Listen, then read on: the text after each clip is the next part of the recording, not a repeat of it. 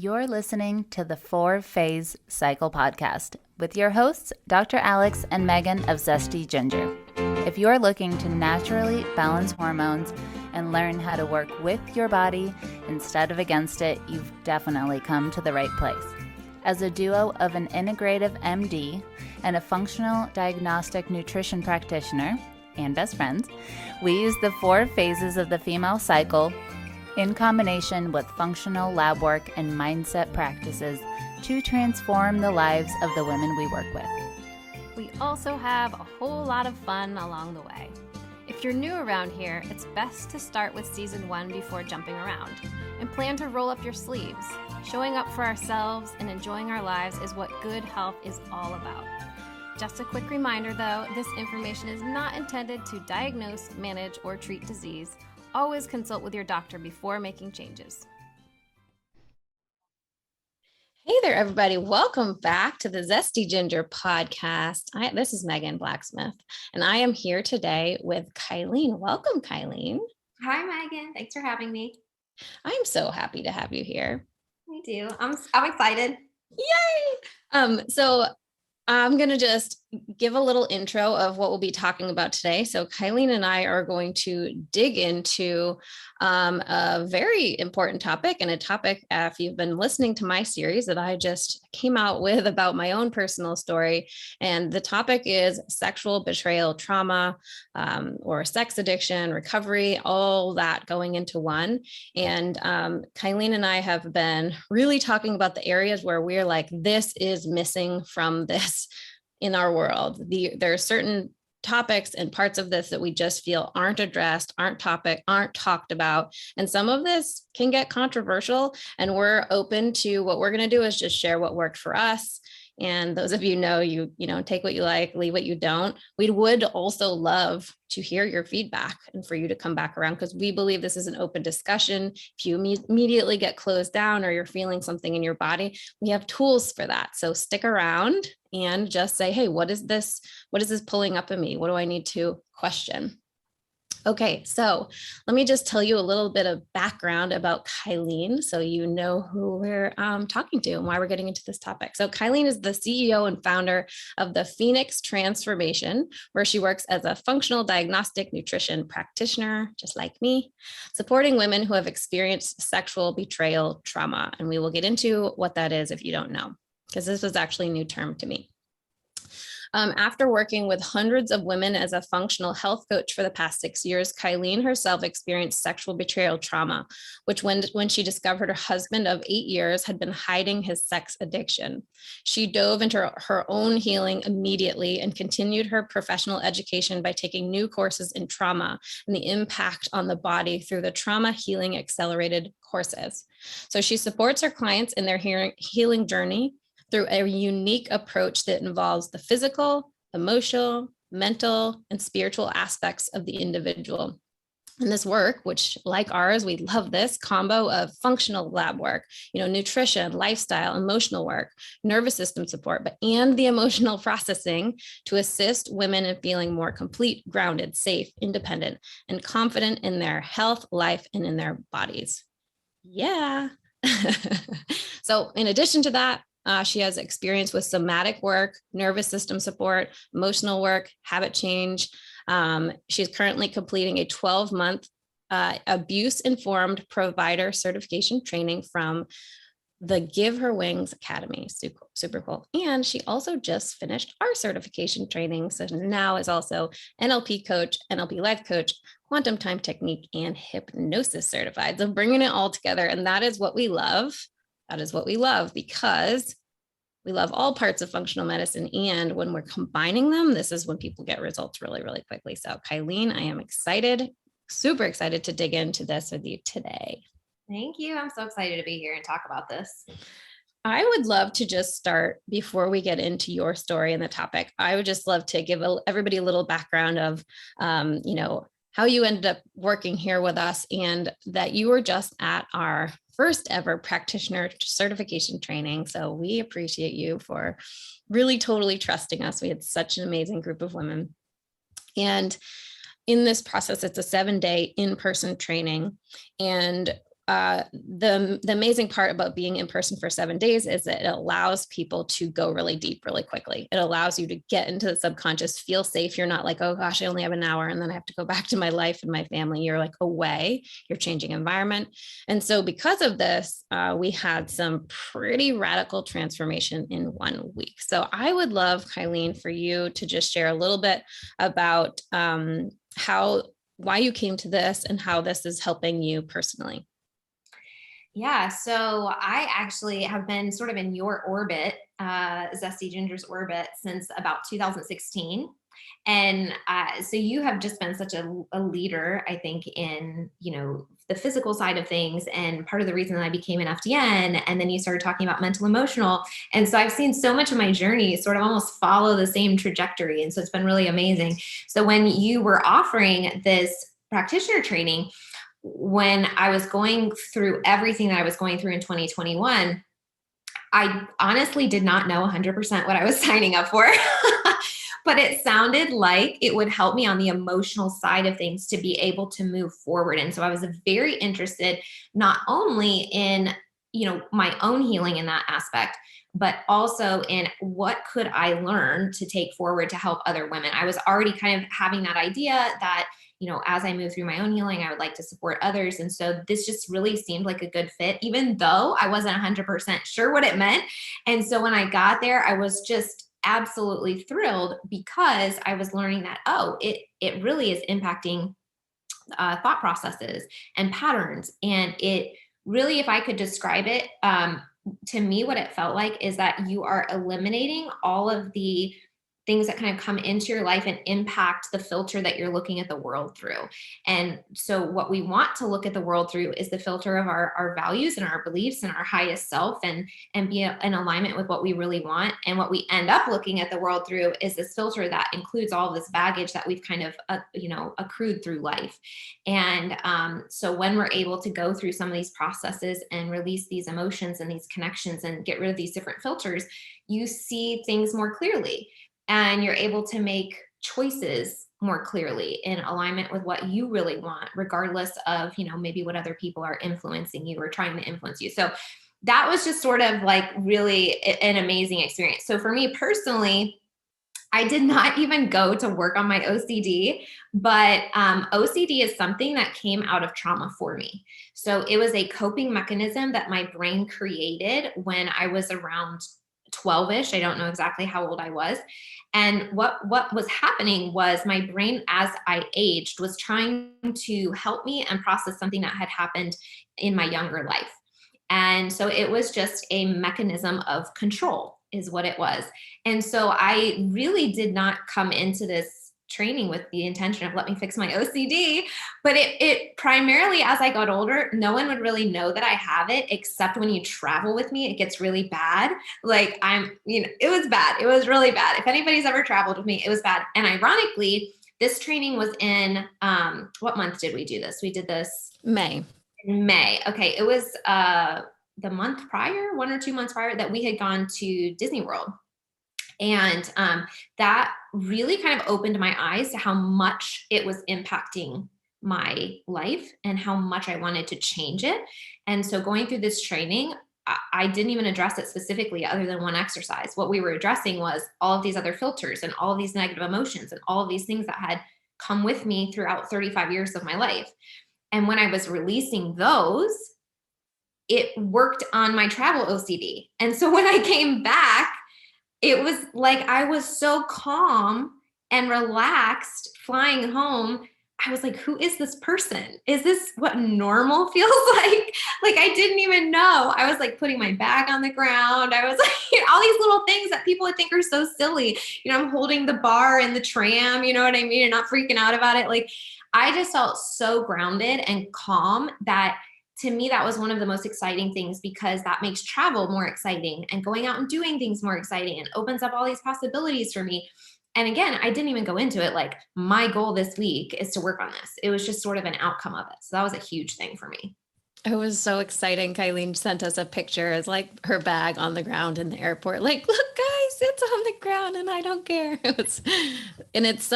So that's one thing that I love there's a lot of things I love about this work, but one of the really cool things in that I personally experience, and a lot of the members, the people who are participating in our current training, is that you go in and you're just clearing old stuff. You're clearing negative emotion around these really charged events and traumas and things that have happened in the past.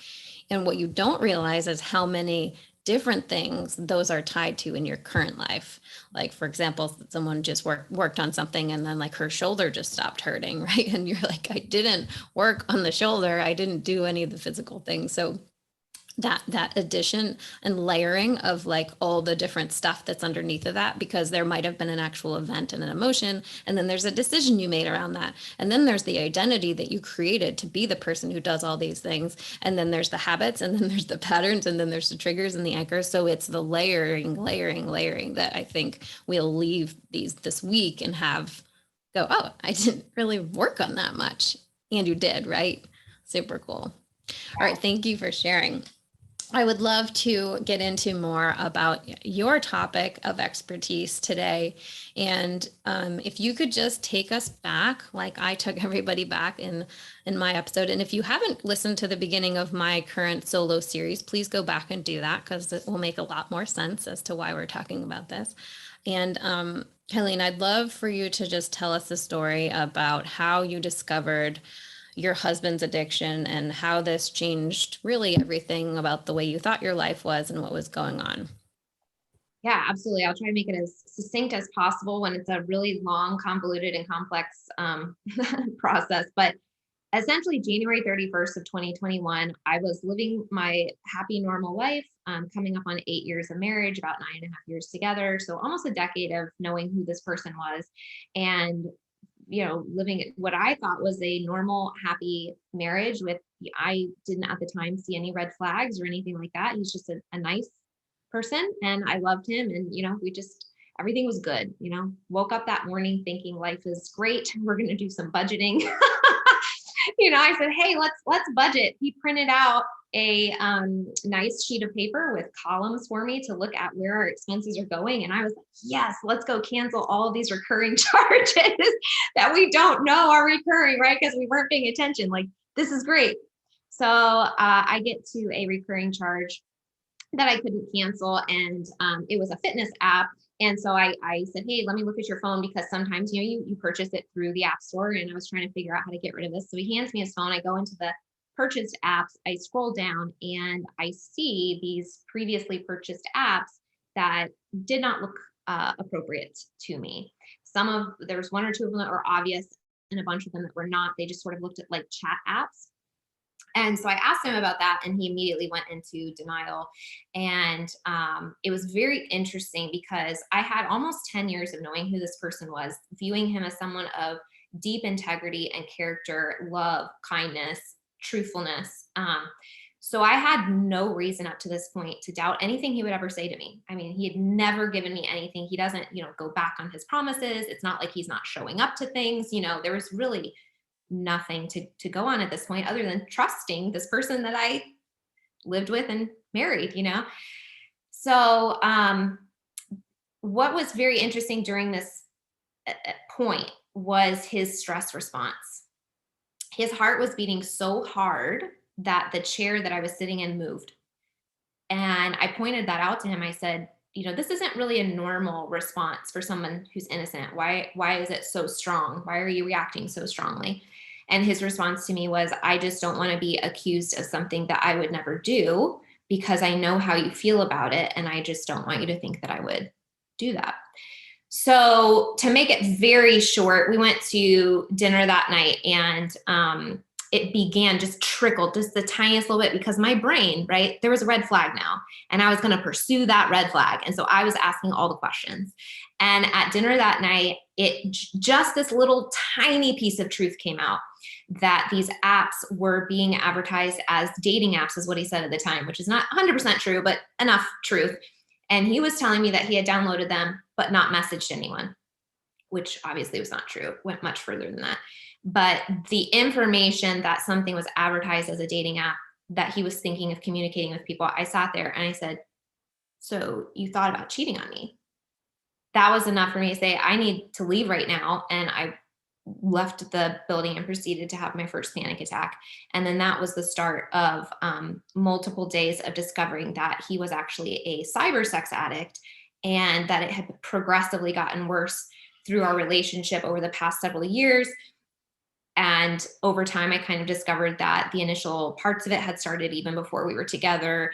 And just more and more truth came out. So at first he was very much in addict and denial mode. And eventually he got into, I'll tell you whatever you need to know. But the good thing was for us, he had tried to get sober on his own. He knew that it was something that he wanted to change, and he just didn't know how by himself. And I was able to see evidence that he had tried to change and get sober on his own. And so once it came out to light, we immediately got the help that we needed. And he's been sober it's coming up on 1.5 years now. Wow. Yeah. Amazing. Yeah. And that is the very, very short version. So so complicated. You don't get to the place of peace that Kylene got to without going to the depths of all of it. And same thing for me. So I just want anybody listening who's like, wait, what? Right? Like there was a lot in there. We'll get into some of it today. I do think I get the impression sometimes that now that we've shared our story, that people are like, oh, like this happened yesterday. Like, no, this was 1.5 years of like intense pain, facing the pain, processing the pain, growing, moving through it. It lots of decisions had to be made. Time had to be spent to see, how is this going to shake out? Is consistency going to win out? Is truth going to win out? Right? Or is the addiction going to win out? So there were a lot of things that happened in 1 year. Yeah. So I remember, so as most of us do when something like this happens in your life, I went to reading books and trying to figure out what is happening and what do I need to know.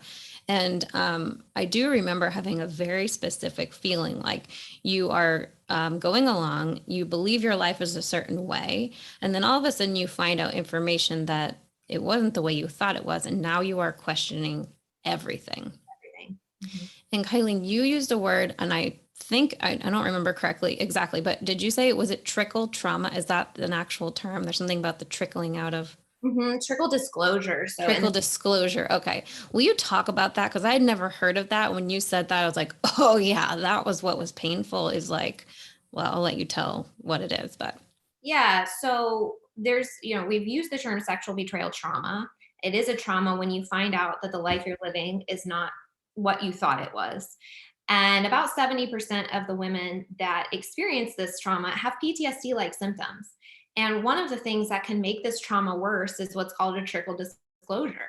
So not finding out the truth, the full truth, and nothing but the truth up front, but actually getting little pieces or little lies or little pieces of the truth trickled out over time. So if someone were to jump into the clinical therapeutic process of recovery immediately, both partners would be in trauma therapy right away, and you would go through what's called a therapeutic disclosure process, where the person who has betrayed you lists out clearly everything that they have done outside of your marriage. So any behaviors that they think need to be listed, whether it was time, money, activities, acting out, whatever it was.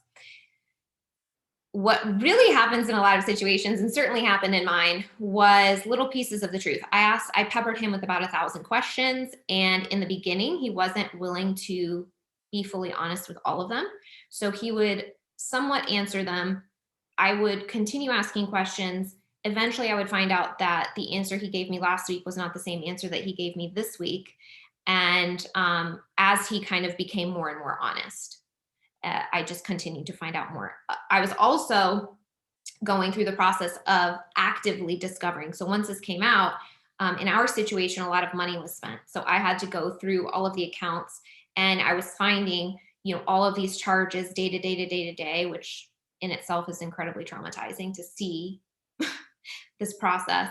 One thing that allowed me to see clearly was the addiction cycle, though, because typically with addiction, you do see a binge purge cycle when someone is filled with shame and tries to quit, and then they binge. And so you would see with even with charges, you would see it slow down or stop, and then you would see this massive influx. So that was very interesting. but I would be going through his emails. I would be, searching through all this, what we would call forensic evidence, right? The trail that he left behind of his addiction. I was finding out pieces that way. And I was finding out pieces that he would tell me. And I was finding out pieces by asking a lot of questions. And so that was a long, painful process. And eventually we did go through the full therapeutic disclosure as well. So we kind of did both. And I think you said on your live the other, like a lot of money was spent. Yeah. Yeah. A minimum of $100,000 was spent over, we could really only go back about 2 years because of the credit card statements. So that was about 2 years of addiction spent. Yeah. In 2 years? Yeah. In 2 years. Oh, wow. Yeah. So it had, I don't know how much would have been because it had been going on for so long, but we could only go back about 2 years. And I'm not sure what the comparison would be because I know that those 2 years, it had sort of exploded and gotten a lot worse. It had increased in intensity during those 2 years period, because I think towards the beginning of 2020, it really increased. At the beginning of 2021, it really increased. And it had progressively increased during 2019 as well. So I don't know how the ratio would have been if we had gone further than that, to give you an accurate estimate, but that's kind of what we gathered over about the course of the 2 years that we were able to look back on. Yeah. So what's happening is you're then kind of questioning what is real. What is real? You actually didn't know where your money's going. You actually just don't know what things are true because everything feels up in the air. So I know that you had some concerns. Like, I know that you've been through this and now we're in a place where you are helping and you're going to be helping lots and lots of people through this. So what was your biggest concern with sharing your story? Like, what were you concerned that people take away from this, or women take away from this, or don't take away from this? I was very concerned that it would be misinterpreted. And what I mean by that is I never, and I mean never, want to stand up as a beacon of hope for misery. I don't want to stand up here as someone that women look to and say, oh, I just need to stay in this marriage and be a doormat and be miserable, even though he's relapsing, or that you're not willing to set boundaries. Or like, I don't want to be the person that encourages someone to stay in a relationship that is currently and actively hurting them and abusive. That's not my goal. And particularly, I have a lot of concerns around, I am a Christian. And so I don't want women that are Christians to look at me and say, well, because she did it, I can do it, if their husband is not actively doing the work. That really concerned me because it's hurtful for them. And I never want to leave them in that situation. And one thing that unfortunately happens in the church is that often the marriage is prioritized over the health and safety of the individuals. And so one of the things I wanted to make very clear is that I prioritize your health as an individual over the integrity of the saving of your marriage. So if that means that you have to get divorced in order to establish safety for your health, mentally, emotionally, and physically, then that's what you need to do. And so, my story includes the fact that I have been married and divorced before, and there was cheating involved there as well. And it was a completely different situation. So they were totally different individuals, and their response to their behavior was completely different. And their relationship with me was completely different as well. So that was one of my biggest concerns, honestly, is I just don't want to, I absolutely want to provide hope for those situations where both partners are willing to heal, and or hope for the woman that she can heal regardless of whether she stays in the relationship. What I don't want is ever, ever, ever to encourage a woman to stay in an abusive relationship where she is actively hurting. Yeah. Thank you for sharing that. I think that's a powerful message. So what would you say would you like to change the most or get the word out in the kind of addiction model in the world the way it is? Oh boy, this is going to ruffle some feathers, I think. But it's something that drives me nuts. And it is the communication in sex addiction that that relapse will happen. And that recovery is rare. I absolutely hate that message. And I feel like you'll totally understand and maybe vibe with this, because I feel like when you say you will relapse, what you're doing is telling your subconscious, don't even try. what I think the message needs to be is recovery without relapse is possible. And if you relapse, this is what you do. Because not everyone's process will be exactly the same. There are many, many levels of complications, many levels of different factors that go into addiction and their traumas, and how long it might take them to untangle those and process them and work through them and all these kinds of things. But I think the message, the beacon of hope that needs to be shared to these individuals is, first of all, recovery is possible. Second of all, it is possible. People do recover without relapsing. It is something that is achievable.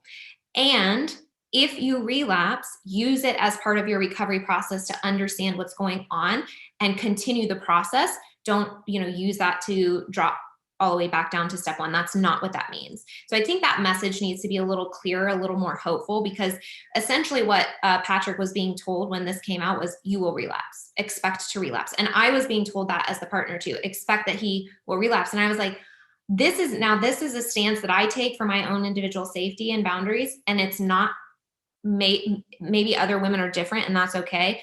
For me, that was not acceptable. I was not willing to stay in the marriage if he continued to relapse. I felt like once he got through the 90 days of sobriety, the chemical addiction balance was taken care of. After that, I viewed it as a choice. You don't get to choose to cheat on me at this point, because once the brain patterns and the chemicals have resolved within the 90 days and you're balanced. And of course, we were doing all the physical stuff as well to support his brain to get through this process. But that's how I viewed it. And so I really want to encourage people that it is possible, but what makes that possible? What makes that possible is the steps of the healing pathway. And that does involve an incredibly painful, vulnerable process of dealing with your traumas. And for some people who have a lot of trauma and it's been going on for a long time, it can be incredibly difficult and incredibly painful. But the truth still remains that the process is the process. If you can get to the root, if you can address the triggers, if you can address the traumas, then that is the pathway to healing, because what addiction ultimately is self-medicating pain. So if you can get to the root of that pain and you're willing to go through that process, then recovery is possible. Because I think you said, Kylene, right, that they say 10% of people do recover without relapse. Was that the? I don't know the exact statistics, around. But a lot of people like to tell me that the relapse rate is at least 90%. So we can go with that, right? And so I actually did the math one day. I was like, listen, if it's 10% or if it's 90%, then that means 10% recover. And if you do like 50% of the male population in the United States is actively engaging in some type of behavior like this, and then you do what's 10% of that, it's still millions and millions of people in the United States that are getting into recovery. Right. So we Patrick and I just very much view, okay, let's be part of the 10%, right? Like we kind of latch on to those types of numbers. But I know that is a very difficult thing to do. And it certainly was something that concerned me when I continued to hear how high the relapse rate was. That was something that was very difficult for me to kind of move through. And I've asked him questions. How can I know? You know what I mean? Like, we've had a lot of those conversations. It's certainly not something that I took lightly at all. Mm-hmm. And I had a similar thing that I was being told, because my husband is Native American and alcohol was his, addiction of choice. So I was being told, like, this is just genetic. This is him, and he will be an alcoholic, and he will be one forever, and this is how it is. And I just refused. I've refused to buy into that. I'm like, I don't believe that. I 100% believe. I mean, you look at the Native American population and my husband specifically. Yes, there's genetics. Yes, there's a way we process alcohol. Got it. And there's a ton of trauma there. There's ancestral trauma. And then there's actually, like, in his life, lots of trauma. So I was always decided to believe, and we both decided to believe that with the support on that and the physical. So it sounds like, honestly, your husband and my husband happen to be in a very welcoming environment for the fact that you and I know we went to get the brain chemistry tested right away. Like, we were able to do the physical things. Yeah. the NADIV, like the stuff that could actually really help shorten the physical part of it, that cycle. I was told, I don't know if it's different. I was told with alcohol that it can take up to 2 years for his brain chemistry to get back to out of that addiction cycle. Yeah, what I mean is that initial sort of addiction pattern of with like the dopamine hits and things like that, that essentially resets after 90 days. In terms of true recovery, though, they estimate 2 to 5 years. Okay. And a lot of that, I think, has to do with just living your life, right? So as you're going through and dealing with the traumas and establishing new patterns, how many new situations come up during sobriety the first year that are different, right? You have holidays, you have birthdays, you have family gatherings, you have travel for work, you have all these different things. That is the first time you've done that sober in how many years? And so part of the recovery process is that level of time, navigating those new situations in the healthy way, in the healthy patterns with the tools and processes that you have. So I don't know if it's a little bit different or not, but that's sort of how we view it. Right, which is a long time. I remember hearing this and being like, 2 years? Are you serious? Like, okay. This is, it's a long time to be thinking about it, to be in it. And it did allow me to have some awareness that although he was not drinking, there was still the addictive cycles, or there were still the patterns and the ups and downs that would be dealt with, because otherwise it would have been very hard for my brain to wrap around, like, well, what is going on now without the alcohol? So Absolutely. yeah. Okay. So let's say someone is newly discovering they are in this situation. Do you have words of advice, any steps, anywhere to go? Like, how does someone move forward from this? What would you suggest starting with? Well, the first step that I think is the most important is establishing safety for yourself. So for every individual, that's very different. But safety and boundaries for your own mental, physical, and emotional health is crucial. It's absolutely crucial. So that depends on the individuals, the couple, the exact situation that you are experiencing. But you can set boundaries around, we're not sleeping in the same room right now because I don't feel safe.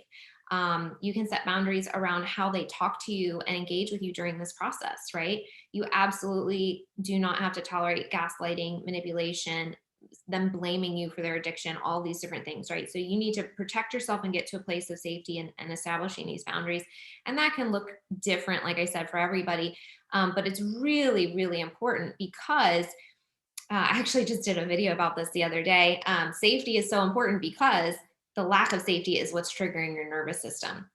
And so you're going to be living in this fight or flight constantly with triggers and hypervigilance as you go through this process. And so getting to a place where you can feel a little bit more grounded, a little bit more safe is really important. And so setting those boundaries, and obviously in a situation where he is engaging in the healing process is going to be much easier for you because he will respect those boundaries and participate in that building of safety with you. But the second thing I would do, and I would do this immediately, is get into some trauma therapy. And for this particular situation, we recommend CSAT, CSAT therapists, or APSAT, APSAT. And CSAT is certified sex addiction therapy. And so it's very interesting because they're trained to work with the sex addiction side of it, but they work really well with the betrayed partners because they know the ins and outs of the addiction itself and the reality of the betrayal.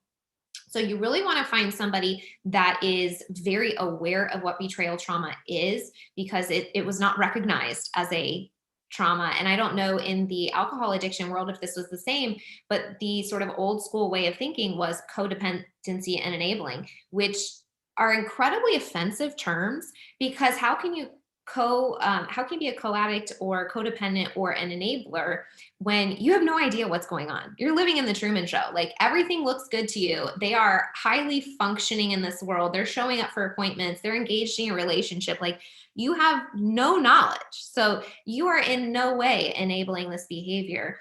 And yet the old models used to have you look inward, right? For what what were you doing as a spouse to enable this? And you're like, literally nothing. Like, had I known this was going on, you better believe I would have taken some action on that. Are you kidding me? So the new model really does acknowledge it as a significant trauma, and they treat it that way. So you want to get into trauma therapy right away. And personally, I recommend not only having those certifications, but also using trauma therapy modalities like EMDR or brain spotting or things like that. And then I would also recommend getting into some group support. So you can research if there are some local groups near you. There are several online groups that are available as well. But having that group of women experiencing what you're experiencing is incredibly validating. It can occasionally also be triggering because there is a massive spectrum in this world of what these behaviors are, and hearing how terrible they are and how hurtful and how vulgar they are can be triggering. So you do have to be careful.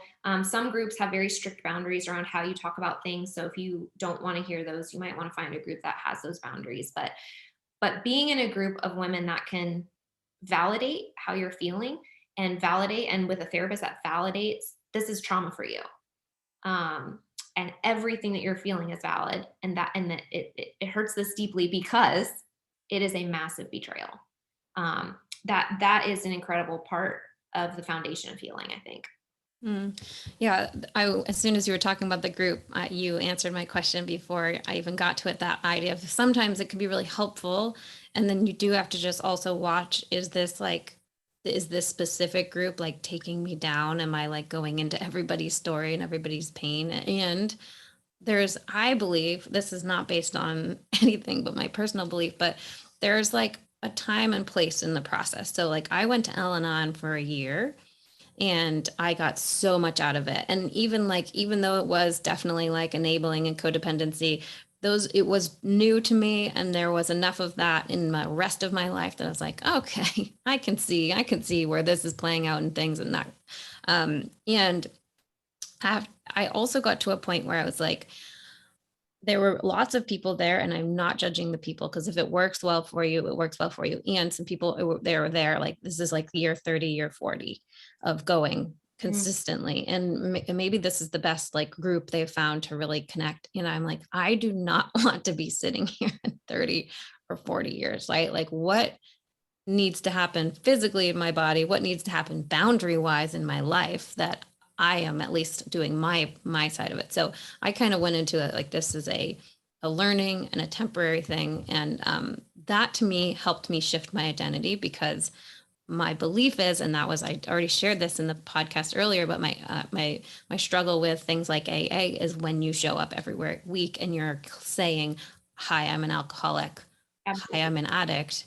I don't think that's really great for the subconscious to, even if you're saying recovered. Like one of my friends, mentors had said, she's like, well, we don't say like, if he used to be 10 years old, we don't say I'm a recovering 10-year-old, right? Like we're not anymore. Like, when can we move our identity on, and when can we shift? So I love that. A little bit passionate about that one. No, I love that. And I think you're sort of hitting on this too. It's really important for, when you're talking about, how long are the groups supportive and therapy and all these different things. I find that it's very important for the individuals to heal separately.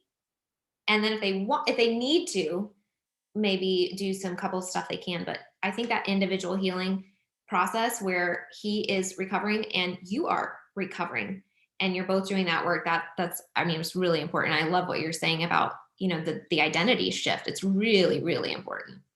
Well, I love that you brought that up too, because I always feel lucky is a weird way of putting it in a way. But so I found out my husband's having an affair, and then like 10 minutes later, I found out he's an alcoholic. And I don't necessarily know that I would have been able to get through the affair part of it if there hadn't also then been the addiction part of it, because then he went away. He went to rehab for 30 days and I went into a model. I'm sure there are models for people like, a husband had infidelity or affair. I don't know. Are there support groups for just that? I don't even know. Yeah. Well, any level of infidelity would be sexual betrayal trauma. Okay. Cool. So I don't need, see, this is the thing, like the wording, I personally at that point in my life wouldn't have known what to look for. I wouldn't have realized there was a group for this. I knew there was a group for alcoholics, right? So because I didn't know that, then maybe I would have gotten to it. I think I would have just been like, this shitty thing happened. People either like stay or they leave, they get over it or they don't, they forget. Right. And those, I believe what I would have thought those were my choices. So because then the alcohol came on top of it, for me, that allowed there to be an actual, like a thought process of like, oh, this is recovery. Oh, this is addiction. And we had separate time for 30 days where I watched a lot of Game of Thrones. That was, and you have to, because you can't let this new world consume you. Your brain is saying, I've got to zone out some way, somehow, because this cannot be my reality 24/7. So I get it. I totally get it. Which is really funny for people who know me well. Like, I don't watch TV much at all. And I definitely don't watch scary TV. So I chose that one. Coping mechanism. It's okay. Yep. And I was in it. Like, I watched it sometimes like hours of the day when the kids were at school. So I did that. And then I went to groups, and like, this is just like my pattern. And I did support my body like crazy, because I will not let this take down my physical body. I remember I was going to float tanks and acupuncture and IVs, because I was like, I know what happens. I know. We know a little too much, I think. Yes. It's like the knowing also stresses us out. Yes. I was like, I will not let this take me down. Like, I feel you so much on that. Anyway, I just feel like for me, like the getting out for 30 days. So for you, like, how were you able to do the separate thing? Did you just like, I'm going to go to my person, you go to your person, we're going to have a little separate time? Like, how did that work for you, since you didn't have that kind of? Yeah, we had separate therapists. And we had separate support groups, but we were both committed to doing them every week. So that's sort of how that went. And then, I mean, separate and together is sort of how we did it. So we were getting the healing processes separately, reading, podcasts, therapy groups, all these different things. But we were also in, I mean, maybe a fairly extreme level of communication around this. What his healing process was looking like, what mine was looking like, questions that I needed answered, boundaries that we were setting and that we're adjusting as the healing process continued, all these different things. So, I mean, massive, massive, massive levels of communication was, I'm sure, part of the healing process for us. Mm-hmm. And what I find so cool, Kylene, about your story and about your sharing is that sharing a story like this is not easy, and there's lots of opinions on the interwebs, which you found out. And so going into this, Kylene did so much work on really just making sure that she could share her story. I'm speaking for you. You've told me, but share her story from a place of being on the other side and feeling really grounded in that, and knowing like any comment that comes in, it's not about her. And also from a place of empowerment versus like, I'm kind of bitter, right, about this thing that happened. So that is coming across, like, it came across as you're sharing, and it's super, super powerful for people to hear. So I just wanted to thank you for, doing that work in that way that I think allows people to hear it differently, and that there's hope and also a process and boundaries. Absolutely. Well, and I've told Patrick this many times, I'm so thankful for you and Dr. Alex, because I really feel like it was, I don't know if it's the last piece in my puzzle, but it was a huge piece in the puzzle of really kind of aligning everything for me and helping me take that final step. And I just don't think I would have been able to handle it as well had I not done all of that emotional processing. Yeah. So now, and that is our goal in general, is that we're helping people, practitioners, whatever, they have a message, they have something they're sharing, that we're helping give them the tools like the subconscious reprogramming, the emotional processing, the tools that then you can get a little bit bigger with it, share a little bit more, because when you have dealt with your stuff, then you are able to hold that container for other people. Mm-hmm. And so, I mean, now it's to the point that you actually started a nonprofit, right? Yes. And I'm so excited about this. I just can't even tell us. Listen, in a million years, if you had said, Kylene, will you be starting a nonprofit? I would have said, what? No. And I will also tell any of you out there that want to start one, there's not a step in that process that I think is easy. So, but it's worth it. So we started a nonprofit called Tara Hope Alliance. And what it does is it provides some free resources. We're going to have a resource page that just lists out some very carefully curated resources. And I say that because like anything out there, there are resources that are more helpful. And I really believe that even though they're intended to be helpful, there are resources out there that give you the wrong message and kind of keep you stuck. And so we don't want to recommend those to you. So we're very careful on what resources we choose to recommend. And the primary goal of Tara Hope Alliance is offering financial coverage for women who are in need, who have found themselves in this spot of sexual betrayal trauma, are aware that they need trauma therapy and just cannot afford it. So right now it is in Ohio, and I'm hoping as we launch this nationally that we will connect with appropriate CSAT therapists throughout the country and get this sort of to become a national nonprofit.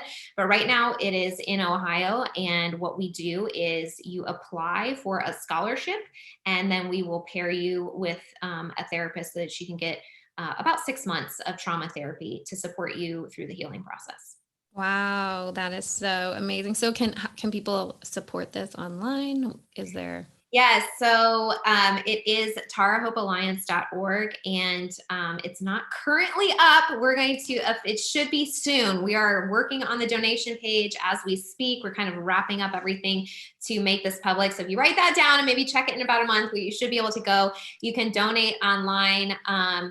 You can technically donate now, just not on the website, but you can donate online, and you can apply for a scholarship online, and you can also find the free resources online. And then one thing that I'm really excited about is that for those that are not in financial need and who are ready to get unstuck and kind of do some of that emotional processing work that we talked about, when they work with me one-on-one, 10% of that is going to go into Tara Hope. So if you have the financial ability to support yourself, you're also going to be supporting other women.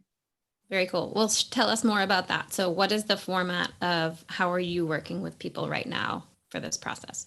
I'm so excited about too. So I couldn't really pinpoint exactly what it was going to be until we worked together, Megan. So thank you for that, because I knew what the outcome was. I knew exactly where I wanted to get these ladies, but I wasn't 100% sure all of the modalities. So working as an FDN for the past 6 years or so, I had all the physical modalities, and I just wasn't quite sure how to add that emotional layer in. So now with the Phoenix Transformation Project, we are literally combining everything that has been the most helpful in my healing process to move it along as quickly as possible for these women. So it's going to be for women that are kind of past the shock phase. So if you just found out yesterday, this might not be the right level of work for you. But if you've kind of gone through the shock process, maybe you've had some trauma therapy, and you're really in that phase of wanting to align more with making your own decisions based on your values, your belief systems. What's the next step for me? And you have been experiencing some physical side effects, like anxiety, depression, digestive issues, et cetera, from this trauma, which is incredibly common. What we're going to do is we're going to pair all of that together. We're going to do the physical work. So we're going to work on the nutrition and the environment and lifestyle and the lab work, just like I do with my previous FDN clients. So we can run the neurotransmitter panel to help you with your anxiety and to support your brain chemicals and to kind of get you feeling a little bit more balanced in that area, while we support your nutrition and environment to kind of give your body the resources that it needs, while we work on the emotional support, that we release the negative emotions. We start working on your limiting beliefs and kind of get you to that place where you feel confident in yourself and grounded in your body, and your nervous system is supported and aligned to help you make the decisions that are really, truly coherent with what you really want out of life. And sometimes I think when we're in these situations, we have so much coming at us from other people from our past and from our life experiences that it makes it difficult to kind of move forward. And I just sort of view this work as like pulling all those pieces away so that we can just see more clearly to move forward in the direction that's going to serve us the best. So I can't wait. I'm excited to kind of put it all together for these women. I've already started doing a lot of this emotional work support on a lot of the women that have previously come to me for their physical health. And it's just taking it to the next level. Oh, I so wish this had existed. Well, 4 years ago. I know, it's amazing. Sign me up. I'm so excited to see how you've combined, the different techniques, because this can be used really in any area. So everybody can take their specialty. For the coaches and practitioners and people who are interested, we will do our next training in October in Dallas. So another 7 lovely days. So thank you, Kylene, for sharing today. This has been super helpful. We'll put it in the show notes, but can you just tell us again? So best like Instagram, place to find you, all the details. Yeah, Instagram and TikTok are probably where you're going to see like the most, because with Instagram, you get to know me a little bit in the stories. And on TikTok, a lot of people ask questions. And so there's more videos on TikTok. So between those two, but both of them is at Kylene Terhune. Perfect. Awesome. Thank you so much for being here today and for being so willing to share. Thanks, Megan. I really appreciate it.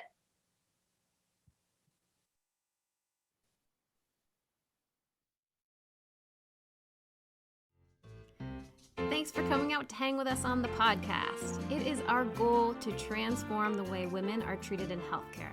And we need your help. We need your help to get the word out. We have a lofty goal of 1 million downloads. And we know that as this podcast grows, we're going to be able to reach more women, get more amazing speakers for you, and bring the most cutting-edge information. If you found these podclasses helpful, please take a moment to text 5 women you know the link to the series. We appreciate your help so much. Can't wait to see you next time.